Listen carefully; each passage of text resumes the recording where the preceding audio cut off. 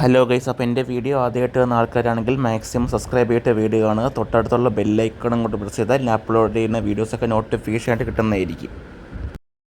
Hello guys, welcome back to new video. അപ്പോൾ ഇന്നൊരു cinema review ആയിട്ടല്ല വന്നിരിക്കുന്നത്. ഇന്ന് ഞാൻ ഏരീസ് ഫ്ലെക്സിൽ ഇതുവരെ കയറാത്തൊരു സ്ക്രീനാണ് OD4. അപ്പോൾ ഇതിന് മുമ്പത്തുള്ള വീഡിയോസിലെല്ലാം ഞാൻ മിക്ക സ്ക്രീനിൻ്റെ റിവ്യൂസ് കാണിച്ചിട്ടുണ്ട്. അപ്പോൾ OD4ൻ്റെ സംഭവം ഞാൻ കാണിച്ചിട്ടില്ല. അപ്പോൾ ഞാൻ വിചാരിച്ചു OD4 എന്നുള്ള സ്ക്രീനിൻ്റെ ഒരു സെപ്പറേറ്റ് ആയിട്ട് ഒരു വീഡിയോ ഇടാമെന്ന്. ഇതിനകത്ത് വേറൊരു ഞാൻ കാണിക്കാത്ത ഒരു സ്ക്രീനും കൂടി ഉണ്ട്, OD3. അതെനിക്ക് താല്പര്യമില്ല കാണിക്കാൻ, കാരണം ഏറ്റവും ചെറിയൊരു സ്ക്രീനാണ്. അപ്പോൾ ഇത് OD4 ഞാൻ കയറിയിട്ടുണ്ട്, പക്ഷേ എൻ്റെ റിവ്യൂ ഇടാൻ ഞാൻ മറന്നു. അപ്പോൾ ഇതെന്തായാലും ഞാൻ സെപ്പറേറ്റ് ആയിട്ട് ഒരു വീഡിയോ എടുത്തിടാം. അപ്പോൾ നമുക്കിനി തിയേറ്ററിൻ്റെ അകത്ത് കയറിയിട്ട് ബാക്കി എന്താണെന്നുള്ള OD4 എന്താണെന്നുള്ള കാര്യം ഞാൻ പറഞ്ഞുതരാം.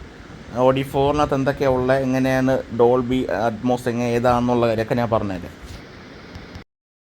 അങ്ങനെ ഇതാണ് OD4 എന്നുള്ള സ്ക്രീൻ വരുന്നത്. അപ്പോൾ ഇത് OD4 വരുന്ന ഫസ്റ്റ് ഫ്ലോർ തന്നെയാണ്. നമ്മുടെ OD5ഉം OD6ഉം OD2ൻ്റെ നോർമൽ സീറ്റും അതുപോലെ തന്നെ OD4ഉം വരുന്ന എല്ലാ ഫസ്റ്റ് ഫ്ലോറിൽ തന്നെയാണ് ഇതൊക്കെ വരുന്നത്. അപ്പോൾ ഇങ്ങനെയാണ് ഒരു OD4ൻ്റെ ഒരു സീറ്റിംഗ് പൊസിഷൻ വരുന്നത്. കാരണം നമുക്ക് മേലോട്ട് കയറി ഇരിക്കുന്ന രീതിയിലാണ് നമുക്ക് സീറ്റിങ്ങിൻ്റെ പൊസിഷൻസൊക്കെ വരുന്നത്. എല്ലാം നോർമൽ സീറ്റെല്ലാം 150 വരുന്നത്. അതുപോലെ തന്നെ അതിനകത്ത് 4 സെക്ഷൻ സോഫ സീറ്റുണ്ട്, 4 സീറ്റർ. അപ്പോൾ അത് 250 രൂപയാണ്. അപ്പോൾ ഇതാണ് നമുക്ക് നോർമൽ സീറ്റ് വരുന്നത്. നമുക്കൊരു നോർമൽ മൂവി, അതായത് സാധാരണ ഒരു മൂവി കാണാൻ പറ്റിയ ഒരു സ്ക്രീനാണെന്ന് പറയാം. എന്നാൽ വലിയൊരു ബ്രഹ്മാണ്ഡ അതായത് പാൻ ഇന്ത്യൻ സിനിമയൊക്കെ ഇതിലേക്ക് ബാഹുബലി അങ്ങനത്തെ നമുക്കൊരു മാസ് പടമൊക്കെ ഇവിടെ ഇരുന്ന് കണ്ട അത്രയും എഫക്റ്റ് വരില്ല. അത് മാക്സിമം OD1 തന്നെ ഇരുന്ന് പോയി കാണുക. പക്ഷേ ഇത് ഒരു നോർമൽ പടം കാണാൻ വേണ്ടി പറ്റിയ ഒരു സിനിമയാണെന്ന് വേണമെങ്കിൽ പറയാം.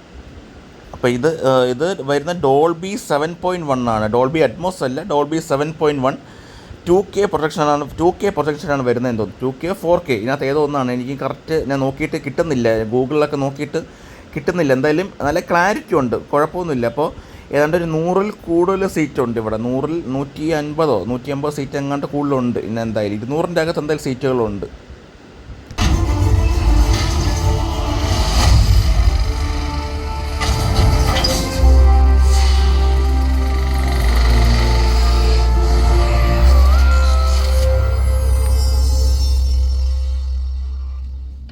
ഞാൻ പറഞ്ഞില്ല, ഇതാണ് സോഫ സീറ്റ് വരുന്നത് ഈ OD4ൻ്റെ. അപ്പോൾ ഇത് 250 റേറ്റ് വരുന്നത്, ബാക്കിയെല്ലാം 180. ഇങ്ങനെയാണ് ഒരു ഏറ്റവും ബാക്കിൽ നിന്നൊരു വ്യൂ വരുന്നത്. കാരണം നല്ലൊരു മേലോട്ട് കയറി ഇരുന്ന് നമുക്കൊരു മേലോട്ടാണ് സീറ്റ് കയറി പോകേണ്ട. അപ്പോൾ ഒരു മിഡിൽ റോ ഒക്കെ എടുത്താൽ നല്ല രീതിയിൽ കാണാൻ പറ്റും. ഒരു മിഡിൽ റോ ഒക്കെ എടുത്താൽ നല്ല വ്യൂവിൽ കാണാൻ പറ്റും.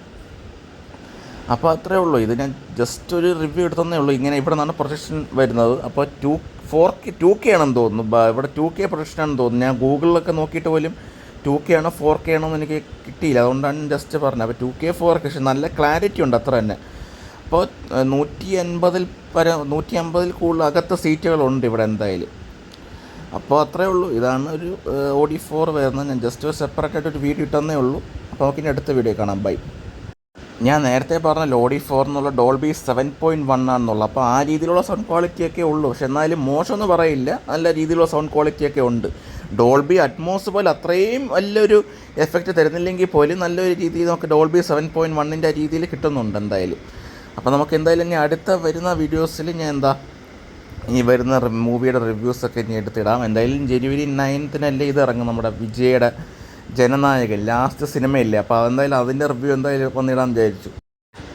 ചിലവരൊക്കെ പറയുന്നത് അതൊരു റീമേക്ക് സിനിമയാണ്, അതുപോലെ തന്നെ ചിലവർ പറയുന്നത് റീമേക്ക് അല്ല. അപ്പോൾ എന്തായാലും ലാസ്റ്റ് സിനിമയില്ലേ വിജയുടെ. അപ്പോൾ എന്തായാലും January 9-ന് വന്ന സിനിമ കണ്ടിട്ട് എൻ്റെ റിവ്യൂ എന്തായാലും എടുത്തിടാം. അപ്പോൾ നമുക്ക് അതുവരേക്കും നമുക്ക് എന്താ പറയുക, എല്ലാവർക്കും happy Christmas and happy new year. പിന്നെ നമുക്കിനി അടുത്ത വർഷം കാണാം. ബൈ. വീണ്ടും സന്ധിക്ക് വരേക്കും വണക്കം.